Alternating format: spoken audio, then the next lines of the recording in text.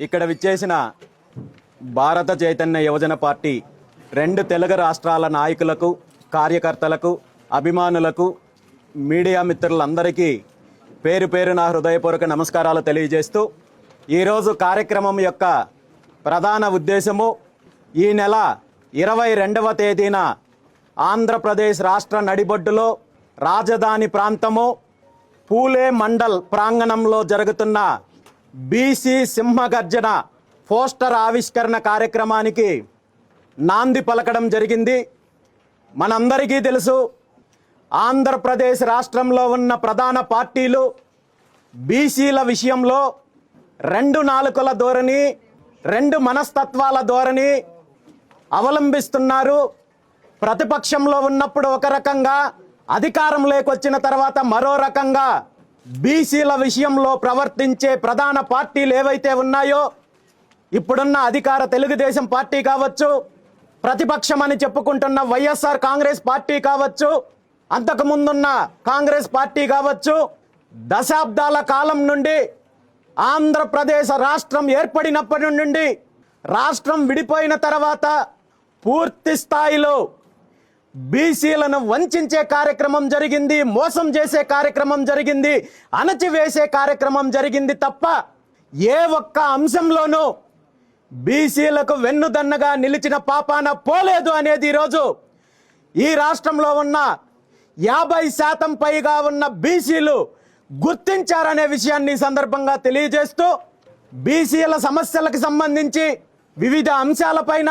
గత డిసెంబర్ నెల 11వ తేదీన ఈ రాష్ట్రంలో ఉన్న బీసీ సంఘాలు, బీసీ పెద్దలు, నాయకులతో కలిసి బీసీలకున్న ప్రధాన సమస్యలను అజెండాగా చేసుకొని బీసీ మహాసదస్సు ఏర్పాటు చేసి, ఆ సదస్సులో బీసీలకు సంబంధించిన డిమాండ్లను స్పష్టంగా ప్రకటించి దీని మీద కార్యాచరణ దిశగా ముందుకెళ్తున్నాము. ఫిబ్రవరి 22వ తేదీన బీసీ సింహగర్జన పేరుతో ఈ రాష్ట్రంలో ఉన్న కోట్లాది మంది బీసీలలో చైతన్యం తీసుకురావడంతో పాటు ఐక్యత కోసము, ఆత్మగౌరవం కోసము, అధికారం కోసము భారీ బహిరంగ సభ ఏర్పాటు చేస్తామని ప్రకటించిన తర్వాత బీసీల యొక్క న్యాయమైన సమస్యలపైన దృష్టి పెట్టడము,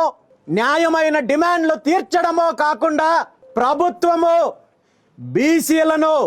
తప్పుదారి పట్టించే కార్యక్రమం చేయడము, తనకు అనుకూల మీడియా ద్వారా తప్పుడు ప్రచారం చేయడము, బీసీ ఉద్యమాన్ని నీరు కార్చే ప్రయత్నం చేస్తున్నారు తప్ప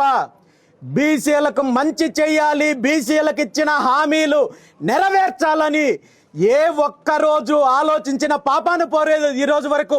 బీసీ సింహగర్జన కార్యక్రమాన్ని ప్రకటించిన తర్వాత ఏదో ఒక రకంగా బీసీలలో చీలిక తీసుకురావాలి, బీసీలలో వస్తున్న చైతన్యాన్ని ఏదో ఒక రకంగా తప్పుదారి పట్టించాలి అనే ఆలోచనతో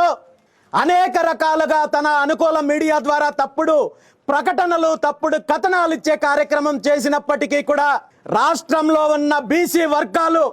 ఏ ఒక్కరూ ఇలాంటి తప్పుడు ప్రకటనలు, కథనాలు, కుట్రలకు బలయ్యే పరిస్థితి లేదు అనే విషయాన్ని ఈ సందర్భంగా తెలియజేస్తూ,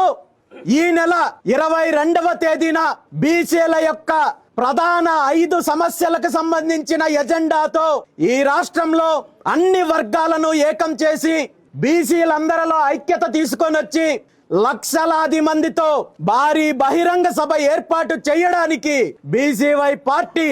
నిర్ణయం తీసుకుందనే విషయాన్ని ఈ సందర్భంగా తెలియజేస్తూ, ఈ సమావేశము, ఈ బహిరంగ సభ యొక్క ప్రధాన ఉద్దేశము, ప్రధాన ఎజెండా ఏంటంటే, గత అనేక దశాబ్దాల కాలం నుండి ఏ ప్రభుత్వము అధికారంలో ఉన్నా, ఏ పార్టీ అధికారంలో ఉన్నా బీసీలు టార్గెట్ చేసుకొని దాడులు జరుగుతున్నాయి, హత్యలు జరుగుతున్నాయి, కుట్రలు జరుగుతున్నాయి, అణచివేతకు గురవుతున్నారు. కాబట్టి బీసీలకు మేము అధికారంలోకి వస్తే రక్షణ చట్టం తీసుకొని వస్తామని చెప్పి హామీ ఇచ్చిన ముఖ్యమంత్రి చంద్రబాబు నాయుడు గారు తాను అధికారంలోకి వచ్చిన 20 నెలల కాలంలో కనీసం ఆ ప్రస్తావన కూడా తీసుకొని వచ్చే ప్రయత్నం చెయ్యకపోగా పూర్తిగా బీసీల పైన దాడులు జరుగుతుంటే కనీసం జరిగిన దాడులకు, జరుగుతున్న హత్యల పైన కనీస స్పందన లేకుండా, చర్యలు లేకుండా బీసీలను వంచే కార్యక్రమం జరుగుతోంది. కాబట్టి బీసీలకు రక్షణ చట్టాన్ని తీసుకురావాలని చెప్పి డిమాండ్ చేస్తూ గతంలో అనేక వేదికల్లో సమావేశాల్లో డిమాండ్ చేయడం జరిగింది. అయినప్పటికీ కూడా ప్రభుత్వం పట్టించుకోలేదు. కాబట్టి ఈ బీసీ సింహగర్జనలో మొదటి డిమాండ్ బీసీలకు వెంటనే రక్షణ చట్టం అమలు చేయాలని చెప్పి డిమాండ్ చేస్తున్నాం.